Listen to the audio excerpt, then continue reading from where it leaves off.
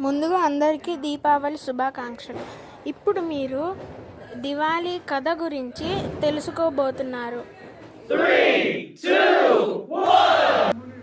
ఒకానొకప్పుడు రక్తబీజుడు అనే రాక్షసుడు ఉండేవాడు. అతడు బ్రహ్మ దగ్గర నుంచి రక్తపు బొట్టు భూమి మీద పడితే అక్కడే ఇంకో రక్తబీజుడు ఆవిర్భవించాలని వరం పొందాడు. ఆ కారణం వలన రక్తబీజుడిని ఓడించడం అసాధ్యంగా మారింది. స్వర్గంపై దాడి చేసి అందరినీ హింసించసాగాడు. దేవతలందరూ పార్వతీదేవిని వేడుకొన్నారు. అదే సమయంలో రక్తబీజుడు అక్కడికి చేరుకున్నాడు. పార్వతీదేవికి కోపం వచ్చింది. త్రిశూలంతో పొడిచింది. వరం ఫలితంగా భూమి మీద పడ్డ ప్రతి రక్తపు బొట్టు నుండి మరో రక్త బీజుడు ఆవిర్భవించాడు. అది చూసి పార్వతీదేవి అమ్మవారు ఒక చేత్తో రక్త బీజుడిని జుట్టు పట్టుకుని ఖడ్గంతో మొండాన్ని వేరు చేసి ఆ తలని పాలికలో పెట్టి అమ్మవారు ఆ రాక్షసుని వధించిన ఆ రోజున ప్రజలందరూ ఆనందంతో దీపాలు వెలిగించి పండగ చేసుకున్నారు. అదే దీపావళి. ఇది దివాళీ కథ.